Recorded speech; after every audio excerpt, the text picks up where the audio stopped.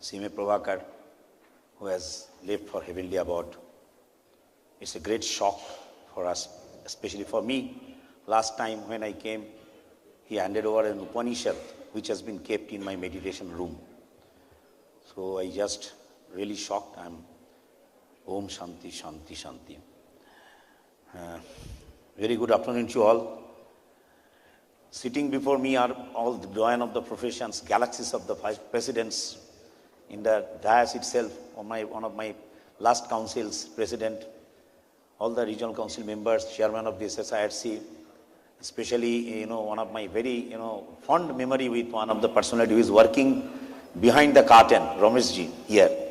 Because when I was in Eastern Region Council, we were having regular dialogue with him.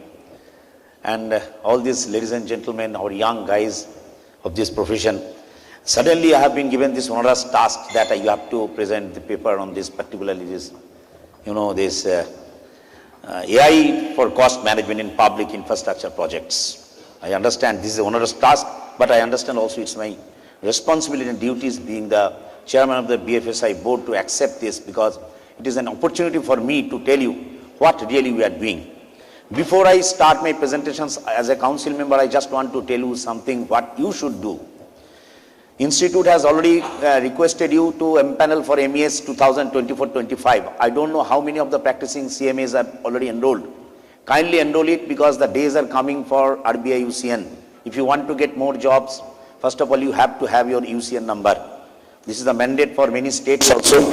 My request to you, this is the 31st January 2025 is the last date. Kindly go through the mail, and you should go to the MES portal, and the MES portal you can register your whole profile of the farms, and accordingly one unique number will be generated by the institute, which will be subsequently be used by the regulators and others. And I just want to mention before you that the whole discussions on this particular next gen CMA roadmap for this session for CMA's management accounting in AI. Let me tell you, in this land, one person from RBI who is responsible for your digital payment interface, digital payment, the OTP system brought by one of the person from this Bengaluru. He is now in the Bank of India. So naturally, I feel proud to tell, and I request our Bangalore chapter to invite him, because he has expressed his desire. On 16th and 17th, we had a national level banking and insurance conference in Mumbai, where he attended, and he expressed his desire that if the institute calls, it is my institute, so I'll be there.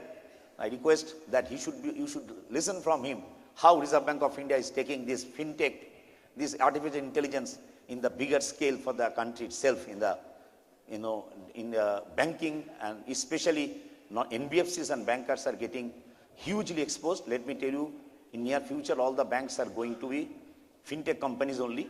Therefore, it's our responsibility to learn this AI. I congratulate SIRC for having these sort of programs where we could learn, unlearn, and relearn many things today. And I just want to tell another day, because whatever activities we have, we are the first institute we have come out with the advanced certificate course on fintech. Please take your opportunity to enter in this course. Very modest amount. If you go to any IIMs, ISBs, others, you will find the fees are huge. But here we have tried to keep it in minimum for you. And these are all being taught by the bankers. From the bankers, those who are in the global IT hub, who are up there, they are taking the classes online, of course. And we have come out with the inspiration of our N. Raman sir from the BFSI board. Now we are taking also sustainability, because Reserve Bank of India has come out with the digital finance circular. So digital finance circular, what we have done, first of all, we have met RBI, and we have got our first publications on net zero emission audit for financing by the banks. As of any projects, if you have to finance, in the infra also I will be discussing on that. You have to understand what are the ESG risks are being covered in the various projects. And we are coming out with a climate finance, all these international practices and Indian practices, and we are going to map it. All this, the taxonomy we are preparing, and these taxonomies are going to be presented before RBI for their acceptance, and our profession is working on that. and with your all best wishes and your participations, I am sure that we will be doing much more things, which would be definitely a first of its kind from the institute itself. Let me tell you today's session, that is AI for Cost Management Public Infrastructure Projects. My president was that time CMA Chittaranjan. The first book we came out, the first edition we came out in the previous council, and that time the infrastructure aid memo on infrastructure finance we came out with the first editions after the budget. It was hugely accepted, appreciated by the ministry. Our honorable minister for Minister of Road Transport High Authority, Nitin Gadkariji himself has gone through the book and he has written his foreword, and Piyush Goyalji also written his foreword. So many bankers here, Canara Bank Executive Director Mr. Devashish Mukherjee has also given his message for this book.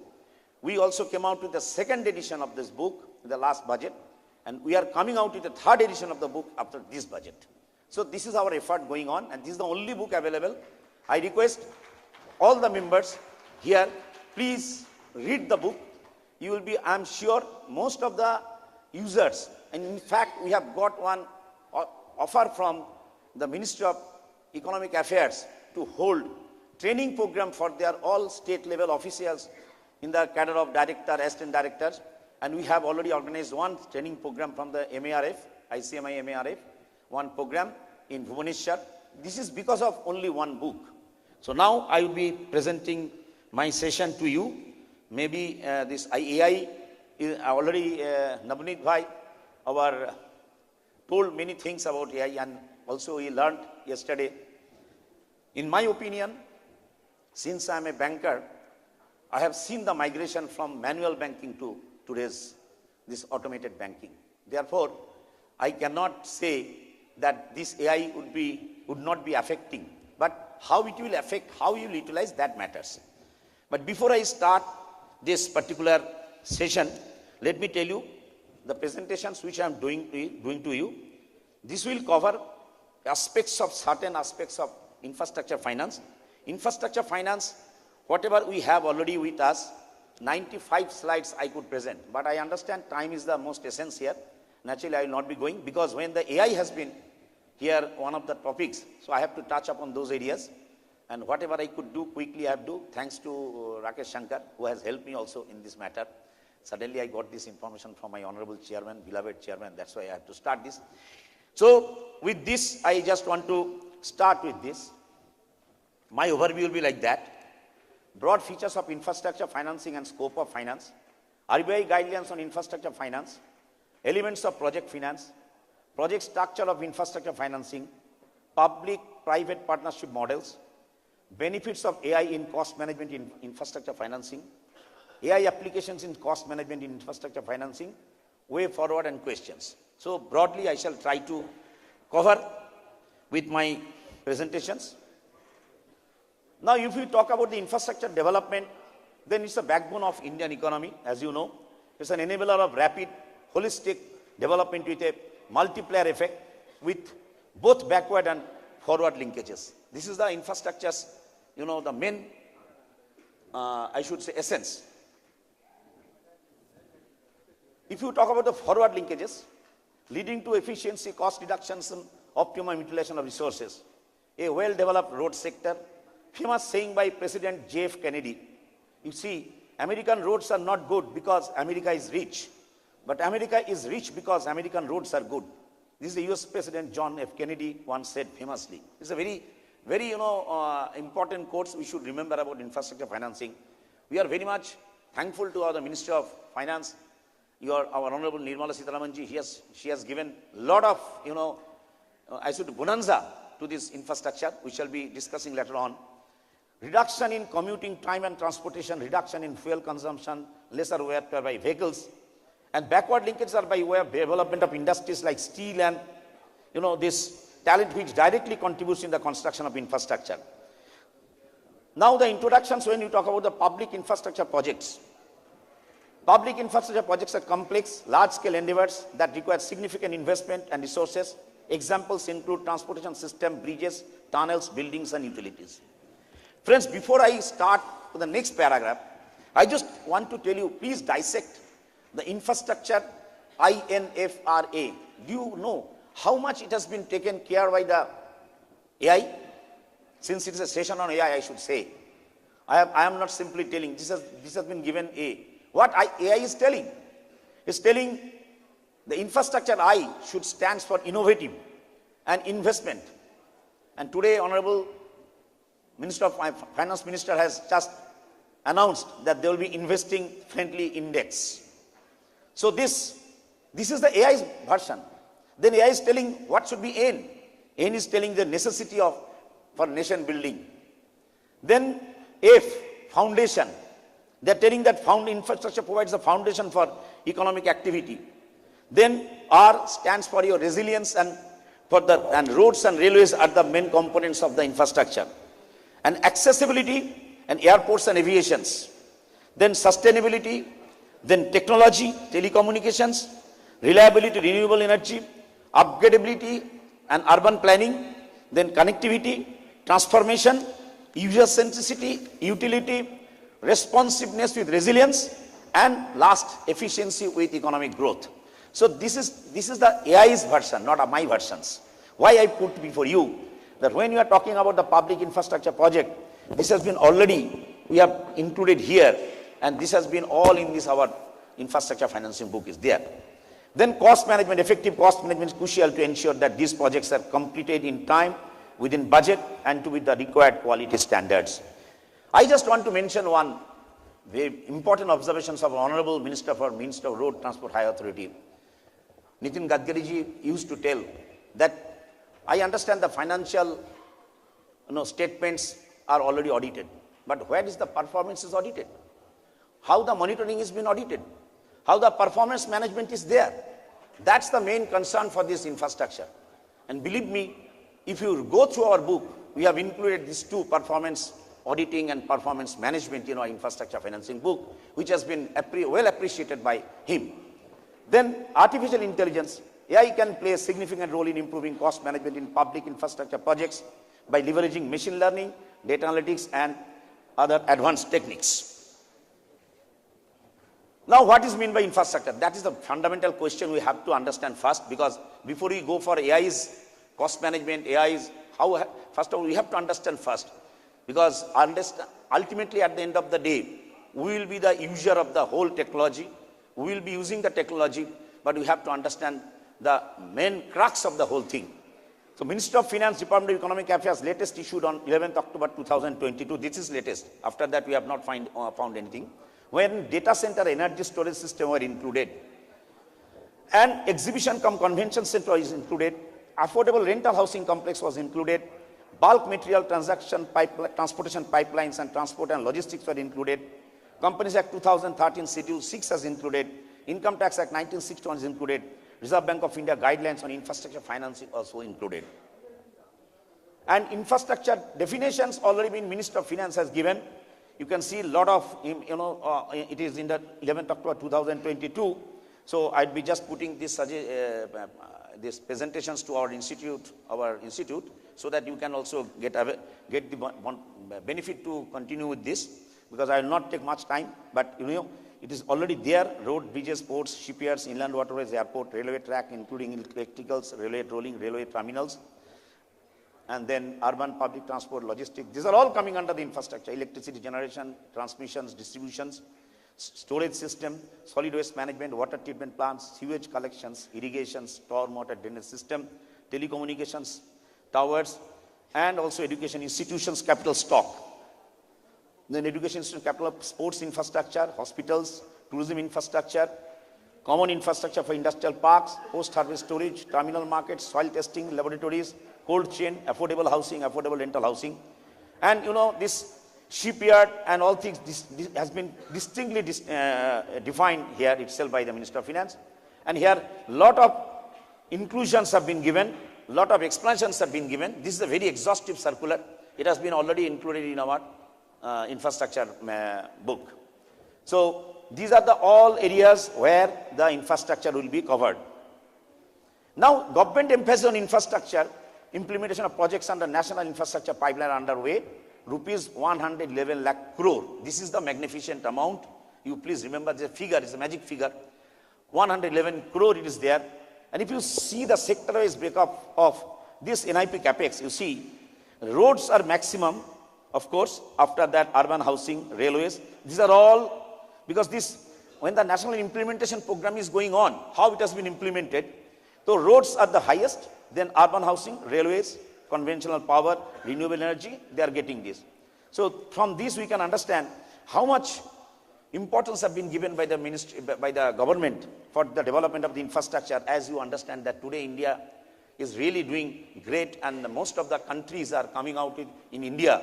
For India, it's an attraction point because the infrastructure is getting huge, development in this country. As you know, the latest, that Vande Bharat Express is also connected from the Kashmir to Delhi, how it has been done. It's a matter of great excitement. And the planned investment, you go through this pie chart and you see that private 21%, center 39%, state 40%. This is the share of in NIP. And expected source of funding for NIP, which is being considered. So these are all, in rupees lakh crore. These have been actually, it has been planned. So here banks are playing very, not to that extent a big role. But of course, the bond market is playing a role. Infra NBFC is also playing big role here. And asset monetization center is also playing some role. So this is an effort to show you how this funding will be done. And this is an investment, India investment grid, we have taken it from that. And you can see that what are the projects and what are the, ultimately involvement of that. Transport 3,696, water sanitation 13,372, social infrastructure 1155. Then these are all, how these various sectors of the infrastructure, it has been planned. And this is also another, when the national monetary program, when you are going to that, you see the 6.0 lakh crore, the roads, railways, power transmission, power generations, maximum on the roads. And ultimately, you can see we have collected all these figures in such a way you can understand that all the sectors, perhaps cost and management accounts are playing big role, all these sectors. Then nature of lending, as you know, this is a non-recourse of limited recourse lending. This is a non-recourse. Why? Because we rely upon the cash flows of the project as the main security, as the infrastructure assets created out of the loan, like road, may not be mortgaged. So we always tell that this lending is a specialized lending. This lending is not like other project lending. So we have to keep huge, knowledge on the various techniques of the financing. And financing in general, as you know, financial based, asset based, cash flow based. So this cash flow based finance, now project finance is going to be, and it is being discussed. Let me tell you, on 7th of this month, I had to present papers to Indian Cost Accounting Service officials to understand that how our institute is looking for this project, in this infrastructure financing. And I presented them, and there was a question hour session also. And let me tell you, they have requested us to develop this third module of the book with their suggestions, as we'll be taking from them. So what is the project, if we talk about? Then a project is normally a long-term infrastructure, industrial or public services scheme, development or undertaking having large size, capital intensive, finite but long life, standalone entity, and also this significant free cash flows after duration, and of course the high operating margins is also very important. International Project Finance Association defined project financing as the financing of long-term infrastructure, industrial projects and public services based upon a non-recourse of limited recourse financial structure where project debt and equity used to finance the project are paid back from the cash flows generated by the project. This is one of the very authentic definition of International Project Finance Association for the infrastructure, project finance. And while the project finance is especially attractive to the private sector, they can fund many major projects off balance sheet. Without the public participation, they cannot reap the benefits fully. That's why today's session is also very important, that how the, this public infrastructure, how it can be there. And, another definition is there. I am just putting before you, because these are the areas where we must have the CMAs. As a CMA, we understand that many CMAs has got the capability, but they are not participating. There are many areas, state government officials are looking for the expertise because many, this should be an inclusive knowledge. It should be an inclusive knowledge of us. Therefore, project finance is a method of raising long-term debt financing for major projects through financial engineering based on lending against the cash flows generated by the project alone. It depends on a detailed evaluation of project conceptual stage, and also their allocation between investors, lenders, and parties through contractual and other arrangements. So this is a very much participative financing. It's not that one person will be financing or one organization will be financing. And these are the difference between the corporate finance and project finance I have put here. You can see financial vehicles, type of capital, dividend policy, capital investment decisions, financial structures, transaction cost for financing, size of financing, and Can we tell the audience how CMS can get into I'm coming. That would be already, I think you will be very much excited to understand all these types of financing. These financing are under our domain area.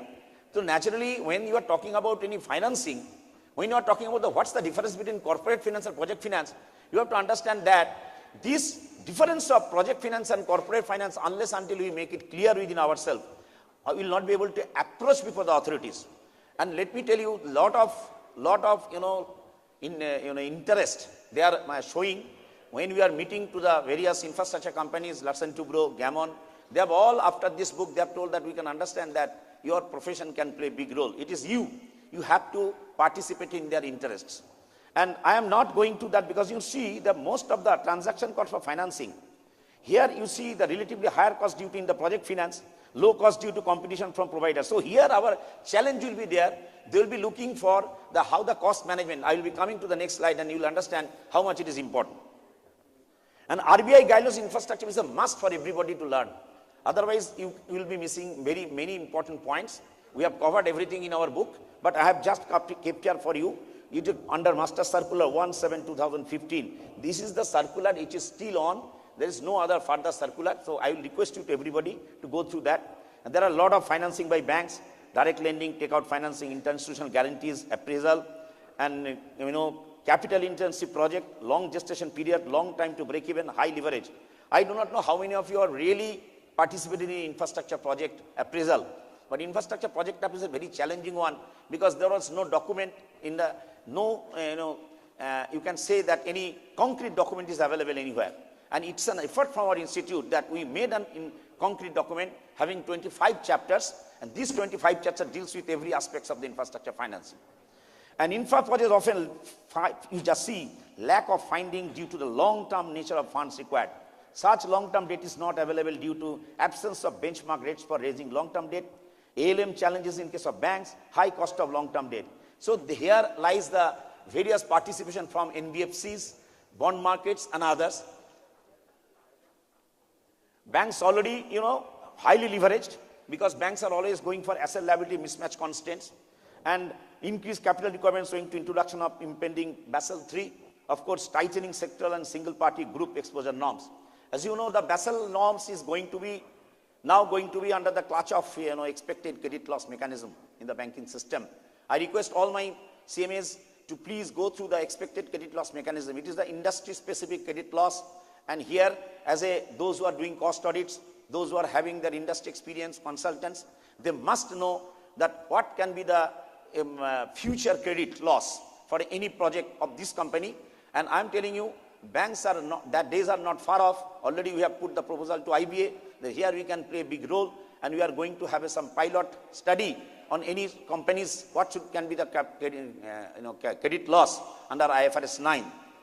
Then Indian corporate bond market still at nascent stage, insufficient equity with local sponsors, balance sheets of major developers already leveraged, and that is a big challenge, no doubt. And overseas investors more interested in brownfield projects, not greenfield projects. Most of the infrastructure projects are greenfield projects. And this is the challenge done, and I should say that extraordinary work has been done by the Ministry of Road, Highway, Transport Authorities and others. IREDA, as you know, IREDA is also another infrastructure finance provider for the renewable energy. And these are the elements I just want to touch upon here. If ABC group of sponsors is there, ABC has got an infra limited promoter, ABC Road Infra Private Limited, ABC Power Fina Infra Private Limited, then special purpose vehicle 1, 2, 3, 4, and this way they have continuously this structure of PPP model where it is going on. And project structure is that, government agency, NHI, electricity board, then conceptualizations, identification of project, calling of bids from private parties, bid process. This is, I am trying to give you the flow chart. Then bid process to selection of proposed developer, promoter, letter of allotment, formation of SPV, sponsor A, sponsor B, shareholders agreement, then SPV to concession agreement with the government agency, assignment of rights to build, operate with obligations. And last session was on the compliance. Let me tell you, infrastructure, the compliance is huge. I will just show you. These are documentation processes there. This documentation process is very magnificent type. You have to learn it. Otherwise, one single documentation process may cause constraints for any company, constraints for the future battle in the legal battle. Therefore, this slide, I must say, this is a very important, for any infrastructure, those who will be going for consultancy or giving any sort of service. For this is the actual, this figure we have, this has been there and it has been elaborately explained in our book also. And the models of this implementing infrastructure, these are, I have put a lot of models are there. BO, build, own, operate. This is the public-private ownership PPP model is there. But BO, bolt, build, own, lease transfer, I think you know all. But these models, it should be kept in the view with you. Otherwise, you will be, any sort of model you cannot utilize in others. Because these are the model specifics, infrastructure finance is a specific model you utilize. And you can see cost plus contracts, item rate contracts, combination of above, all these are engineering, procurement and construction EPC model, it are there. And public-private partnership model, these are there. So there are two types of actually model still in vogue. And PPP project models, there is build, own, operate, the broad features, private sector finances, constructs, own and operates the facilities, as in new airports are Hyderabad and Kochi. This has been done based on the build, own, operate. Then build, own, operate, transfer. Private sector finances, constructs, own, operates the facilities and transfer the ownership upon expiration contract periods. Power generation projects are under this. Bought, build, operate, transfer. Private sector finances, constructs and operate the facility and transfer to government after the expiration of contract period. Road projects. Road projects are under bought. And then bold, lease, build, operate, transfer. This is very interesting. Private sector leases, contracts, operates the facility and all transfer the ownership upon expiration of contract period. That's, for example, renovation or modernization of old power generation plants. In addition, another model is that there is very important HAM, hybrid annuity model and toll operate transfer TOT model have also been discussed, which have been emerged as important model recently. And benefits of now I will be coming to this particular area where it has been already, I think we are touching, how much time is there? I can do another 10 minutes, I can take. So now you see the when we are talking, we have learned a lot from yesterday and today. And let me tell you, I was not prepared, but I thought, yes, we can do this because infrastructure will be broadly based on, human. Without human intervention, infrastructure development is very difficult. You cannot think that drone will be, although in agricultural, the drone is now being utilized. Anywhere the drone is utilized. But when any big road projects have been undertaken, when any sort of projects are undertaken, there's a huge cost of investment is there apart from infrastructure investment. So here, I think AI can help us, this predictive analytics, AI-powered predictive analytics can help forecast costs, identify potential risks and optimize resource allocations. It has been learned from the last days, it is a takeaway from the last day. Then automated data collections. AI can automate data collections from various sources, including sensors, drones and other IoT devices to provide real-time insights into project progress and cost. There is no doubt about that. It is our work also. But I think they will be supplementing. They will be not complementing. They might supplement us. Cost estimation. AI can help improve cost estimation by analyzing historical data, identifying patterns and providing more accurate estimates. Here I must say that AI is now really taking care of so many accountants, various works. But here I think when the estimation matter is coming, maybe AI will be taking care of some of the things which we did manually, but I think it will help us taking decisions in future. The risk management, AI can help identify potential risks and provide recommendations for mitigation, reducing the likelihood of cost overruns and project delays. And optimizations, AI can optimize resource allocations, scheduling and logistics leading to improve efficiency and reduce cost. So when we talk about the cost management, then what's our role? I think the role is very, very, going to be very important because everything we cannot depend upon AI. AI will be doing it. but ultimately analysis has to be done by us. Here the analysis, I don't think that data analytics part of the AI would be more, this would be more, in depth than us, because as Mr. Navneet was telling, and she was showing the movie, that at the end of the day, what may be your VUCA world, what will be the changes, and suddenly in your country, when you are going for infrastructure development, you have to also understand the whole country's aspects, the religious, you have to ask things about the other factors, external factors, which perhaps we can do. These are not the quantitative details, these are all qualitative details and non-financial issues. And as a CMA, our role for the non-financial issues has already been spelled out by SEBI and other regulators. That's why in the KPI certifications, they have included cost accountant, not on the based on the financial factors, but also for the non-financial issues.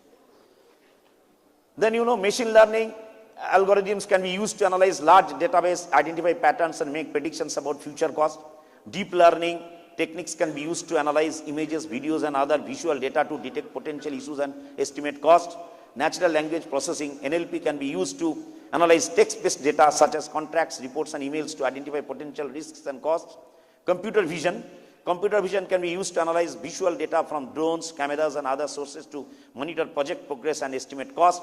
Robotic process automation, this can be used to automate repetitive tasks such as data entry to improve efficiency and reduce cost. And if talk about the case studies, there are some case studies which we could collect. Boston's Big Dig, the Big Dig project in Boston used AI-powered predictive analytics to forecast costs and identify potential risks, resulting in significant cost savings. So this is really a matter for us also, that now AI is being utilized for their potential risks and resulting in significant cost savings. So when you are talking about a cost management or risk management, we have to also understand that a lot of competition will come from AI also. Then London's Crossrail, the Crossrail project in London used AI-powered automated data collections to monitor project progress and estimate costs, resulting in improved efficiency and reduced cost. We are all countries. I have not received any sort of case studies in the Indian. If you have any known, you can also help me. But I have not found anything. And there is a Singapore Smart Nation. Singapore Smart Nation initiative uses AI-powered sensors and data analytics to monitor and manage public infrastructure, including transportation system and utilities. So these are the three case studies I could find, that how AI has helped the infrastructure in financing, especially in this sort of matter. Now, I will be just putting this, what are the challenges and limitations?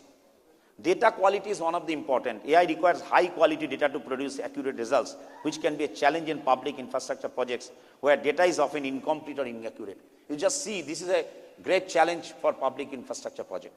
And that's why I think that here our role is getting predominant also, because the data quality, all the data quality of data depends upon us only, because we are actually at the end of the day collating data, we are analyzing data, everything based on our own perception, own reading, own study.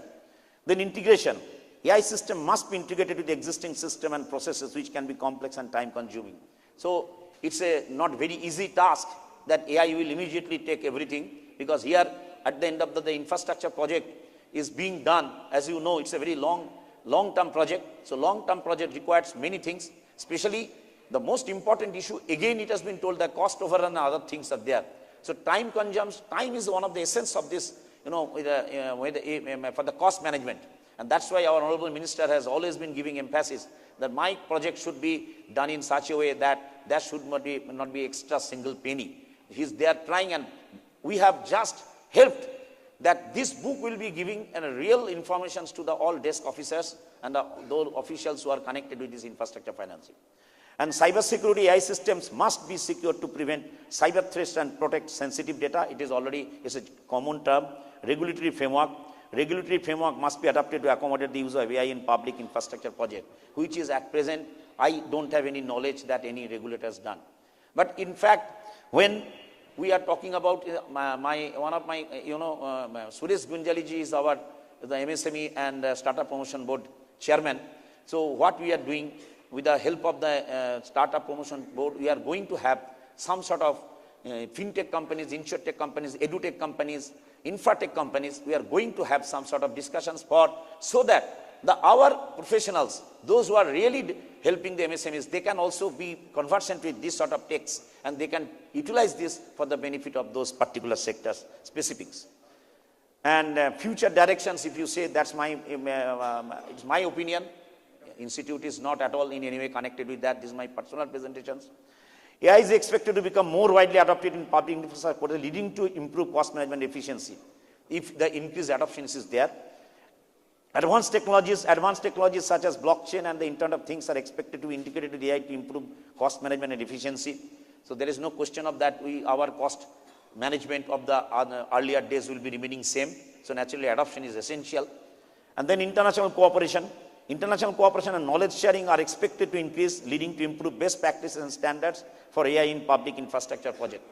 In fact, last 2 days back, the IFAC president, Mr. Jim Buko, came here in India, and there in his presence, he actually, our Sustainability Standard Board organized a program, Sustainability Summit, and there also we had a discussions with him, and I especially informed him about the effort of our institute, what we are doing, and he has requested to send a copy of the book to him, because he understands this is a magnificent work done by our institute. And with this, I have my own conclusion. AI for cost management. AI has the potential to revolutionize cost management in public infrastructure projects by providing predictive analysis, automated data collections, optimizations. Benefits of AI in cost management include improved accuracy, reduced cost, and increased efficiency. Challenges, however, there are challenges and limitations to the adoption of AI. And future directions is your future of AI in public projects is expected to involve increased adoption, advanced technologies, and international coordination. So these are all my observations. Along with that, I thank you, because this is a subject whatever I could do, I do. But I am sure that this is the knowledge capital of India. This is our knowledge capital, and this is also, I think now the IT has got a tremendous boost here. And yesterday Mr. Bali was telling that the infrastructure RD projects are coming here and in a big manner. I think the SIRC and Bengaluru chapter has got a huge role to play for taking this cost and management accounting revolution, especially our profession, in a better and a bigger platform, because our existence will be with the management accounting as of today. It has been amply cleared through certain regulators' discussions.